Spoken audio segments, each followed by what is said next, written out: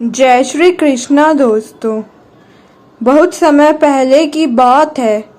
एक गांव में एक किसान अपनी पत्नी और बेटी के साथ रहता था। एक बहुत ही सुंदर नौजवान उस लड़की से बहुत प्यार करता था। एक रात वह उस लड़की का हाथ मांगने उसके घर आया तो उनके घर में एक बहुत ही बेवकूफ़ी की घटना घट गई। घर वालों ने अपनी बेटी को पीने के लिए शराब लाने के लिए एक घड़ा लेकर नीचे वाले कमरे में भेज दिया। वहां जाकर उस लड़की की निगाह ऊपर पड़ी तो उसने देखा वहां लकड़ी के एक लट्टे में एक कुल्हाड़ी अटकी हुई थी। अचानक उसके दिमाग में आया, ओह नहीं, अगर मैं और वह शादी कर ले तो, और फिर हमारे एक बेटा हो तो, और फिर वह एक सुंदर नौजवान बन जाए तो, और फिर वह कभी इस कमरे में शराब पलटने के लिए आए तो, और उस समय यह कुल्हाड़ी उसके ऊपर गिर जाए तो। उफ, यह सब कितना दुखदाई होगा। यह सोचकर वह वहीं फर्श पर बैठ गई और रोने लगी। जब वह फर्श पर बैठी तो शराब निकलकर नीचे फर्श पर बिखरने लगी। जब काफी देर तक बेटी नीचे के कमरे से शराब लेकर नहीं आई तो माँ को चिंता हुई। वह उसको देखने के लिए नीचे गई तो यह देखकर उसको भी बड़ा ताज्जुब हुआ कि उसकी बेटी वहां फर्श पर बैठी रो रही है और शराब सब इधर उधर बिखरी पड़ी है। कुछ भी खराब न देखकर माँ की समझ में ही नहीं आया कि उसकी बेटी रो क्यों रही थी। सो उसने उससे पूछा, बेटी तुम क्यों रो रही हो? बेटी बोली, जरा ऊपर तो देखो माँ, तुम वह कुल्हाड़ी देख रही हो ना? क्या हो अगर मेरी और उसकी शादी हो जाए? फिर क्या हो अगर हमारा एक बेटा हो, और फिर जब वह एक सुंदर नौजवान बन जाए और फिर वह इस कमरे में शराब पलटने के लिए आए और उस समय ये कुल्हाड़ी उसके ऊपर गिर जाए तो यह सब कितना दुखदाई होगा। जब माँ ने यह सब सुना तो उसको भी लगा कि बेटी ठीक कह रही है। यह सोचकर वह भी वहीं बैठकर रोने लगी। ओहो, यह तो तुम ठीक कह रही हो बेटी।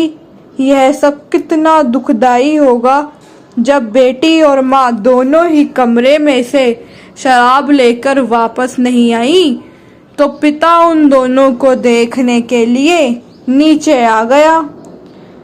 आखिर मामला क्या है? वहां जाकर यह देखकर उसको भी बड़ा ताज्जुब हुआ कि उसकी पत्नी और उसकी बेटी दोनों ही वहां फर्श पर बैठकर रो रही हैं और शराब सब तरफ बिखरी पड़ी है। कुछ भी खराब न देखकर पिता की समझ में भी नहीं आया कि वह दोनों वहां बैठी क्यों रो रही हैं। सो उसने उनसे पूछ लिया, तुम लोग यहाँ बैठी क्यों रो रही हो? उसकी पत्नी बोली, तुम ऊपर देखो जरा, तुम वह कुल्हाड़ी देख रहे हो ना? क्या हो अगर मेरी बेटी और उसकी शादी हो जाए? फिर क्या हो कि अगर उसके एक बेटा हो और फिर जब वह एक नौजवान बन जाए और फिर वह कभी इस कमरे में शराब पलटने के लिए आए और उस समय यह कुल्हाड़ी उसके सर पर गिर जाए? यह सब कितना दुखदाई होगा। जब पिता ने यह सब सुना तो उसको भी लगा कि उसकी पत्नी और बेटी ठीक ही कह रही हैं। यह सोचकर वह भी वहीं बैठकर उनके साथ रोने लगा। ओह, यह सब सचमुच में कितना दुखदाई होगा। बैठक में से जब सब उठकर चले गए और जब बहुत देर तक कोई भी नहीं लौटा, तो वह नौजवान यह देखने के लिए नीचे के कमरे में पहुंचा कि आखिर सब गए कहाँ। वह जब वहां पहुंचा तो देखा कि पिता, माता और बेटी तीनों वहां बैठे रो रहे हैं और शराब चारों तरफ बिखरी पड़ी है। इसके अलावा उसको और कुछ खास दिखाई नहीं दिया, तो उसको भी बड़ा ताज्जुब हुआ और उसकी समझ में नहीं आया कि वह सब वहां बैठे बैठे क्यों रो रहे थे। सो उसने भी उन सब से पूछा, आप सब यहाँ बैठे क्यों रो रहे हैं? पिता बोला, जरा ऊपर देखो, तुम वह कुल्हाड़ी देख रहे हो ना? क्या हो अगर तुम्हारी और मेरी बेटी की शादी हो जाए?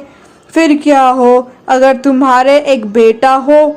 और फिर जब वह एक सुंदर नौजवान बन जाए और फिर वह कभी इस कमरे में शराब पलटने के लिए आए और उस समय ये कुल्हाड़ी उसके ऊपर गिर जाए, तो यह सब कितना दुखदाई होगा। जब उस नौजवान ने यह सब सुना तो वह मुस्कुराया। वह आगे बढ़ा, उसने उस लकड़ी के लट्ठे में से वह कुल्हाड़ी निकाली और पिता के हाथ में थमा दी और बोला, यह लीजिए ये कुल्हाड़ी, अब यह किसी के ऊपर नहीं गिरेगी। वह फिर बोला, मैं बहुत सारी जगह घूमा हूँ पर मैंने ऐसी बेवकूफ़ी की बात कहीं नहीं सुनी। मैं जा रहा हूँ। जब मुझे आप जैसे 3 बेवकूफ़ और मिल जाएंगे, मैं तभी वापस आकर आपकी बेटी से शादी करूँगा। इतना कहकर वह घर के बाहर चला गया। बाहर जाकर उसने अपना घोड़ा सजाया और अपने लंबे सफ़र पर चल दिया। जब वह कुछ सुस्ताने के लिए रुका तो उसने देखा कि एक स्त्री एक गाय को एक सीढ़ी पर चढ़ाने के लिए पीछे से धक्का दे रही है और वह सीढ़ी उसके मकान के सहारे खड़ी है। उस नौजवान ने पूछा, माँ जी, आप ये क्या कर रही हैं? वह बोली, मेरी छत पर बहुत लंबी लंबी घास हो गई है, मैं इस गाय को ऊपर ले जा रही हूँ ताकि यह वह घास खा सके। वह बोला, पर आप घास काट कर उसको नीचे क्यों नहीं फेंक देती ताकि यह वह घास खा सके? पर वह स्त्री तो सुनने वाली ही नहीं थी। उसने गाय को ऊपर धक्का दे दिया, उसके गले से एक रस्सी बांध दी और उस रस्सी का एक सिरा चिमनी के रास्ते नीचे फेंक दिया। फिर वह नीचे आ गई और नीचे आकर उसने उस रस्सी का वह सिरा अपनी कलाई से बांध लिया ताकि अगर उसकी गाय छत के किनारे से काफी पास तक पहुंच जाए तो उसको पता चल जाए। जब उस स्त्री ने उस नौजवान की बात नहीं मानी तो वह वहां से चल दिया। जैसे ही वह नौजवान वहां से चला तो गाय ने छत के किनारे से नीचे पैर रखा और जोर से रंभा के नीचे गिर पड़ी। गाय के रंभाने से वह स्त्री भी चिल्लाई और रस्सी के सहारे ऊपर खिंचती चली गई, क्योंकि गाय भारी थी और स्त्री हल्की थी। उस स्त्री के पड़ोसी उस स्त्री की सहायता करने दौड़े, पर वह कुछ नहीं कर सकते थे। वह नौजवान जाते जाते सोच रहा था कि यह स्त्री भी अपने किस्म की ही एक बेवकूफ़ थी। वहां से वह आगे चला और रात तक चलता रहा। रात होने पर वह एक सराय में सोने के लिए रुका। सुबह को वह अपने बराबर के कमरे में एक अजीब सी आवाज़ सुनकर उठ बैठा। पैर में आओ, पैर में आओ, बाम आओ, पैर में आओ, पैर में आओ, बाम आओ। उसने जाकर बराबर के कमरे का दरवाजा खटखटाया और सावधानी से दरवाजा खोला तो उसने देखा एक अजनबी कमरे में दूसरी तरफ हवा में कूदकर वहां जा रहा था जहां अलमारी के दरवाजे पर उसकी पैंटी टंगी हुई थी। वह हवा में कूदा और उस अलमारी की तरफ भागा और चिल्लाया, बम, पैर में आओ, पैर में आओ, आओ। उस नौजवान ने पूछा, यह तुम क्या कर रहे हो? मैं अपनी पैंट पहन रहा हूँ, पर वह मुझे बहुत तकलीफ दे रही है। सुबह सुबह उसको पहनने में मुझे बड़ी तकलीफ होती है।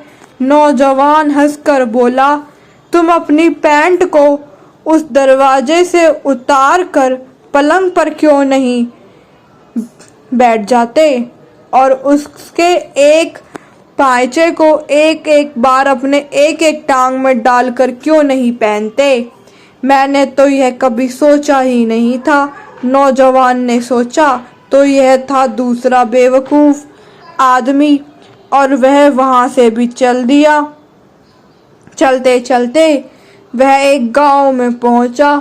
शाम हो गई थी। वहां जाकर उसने देखा कि गांव वाले इधर उधर भाग रहे हैं। उनके हाथों में सादी झाड़ू और पत्ते निकालने वाली नुकीली झाड़ू थी। नौजवान ने पूछा, यहाँ क्या हो गया है?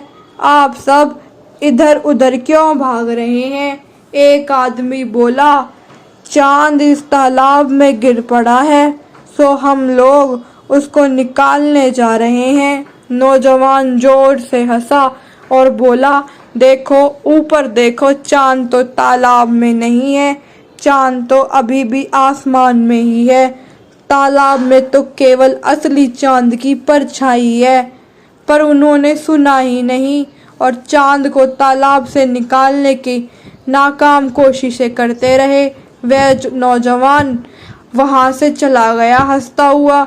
अब तो 3 से भी ज्यादा बेवकूफ लोग हो गए। मुझे लगता है कि अब मुझे अपने 3 बेवकूफों के पास जाना चाहिए। और वह आदमी वहीं उनके पास पहुंच गया। उसने उन तीनों को सारी घटना बताई और बताया कि उसे उनसे भी बेवकूफ महान लोग मिले हैं। अब वो बोला, तो अब मुझे तुम्हारी बेटी से शादी कर लेनी चाहिए और वो हमेशा खुशी खुशी रह सके, ये आशीर्वाद उसके माँ बाप को देना चाहिए उन दोनों को। तो दोस्तों धन्यवाद। अगर आप सभी को हमारी कहानी अच्छी लगी तो हमारे चैनल को सब्सक्राइब करें, वीडियो को लाइक करें और शेयर करें।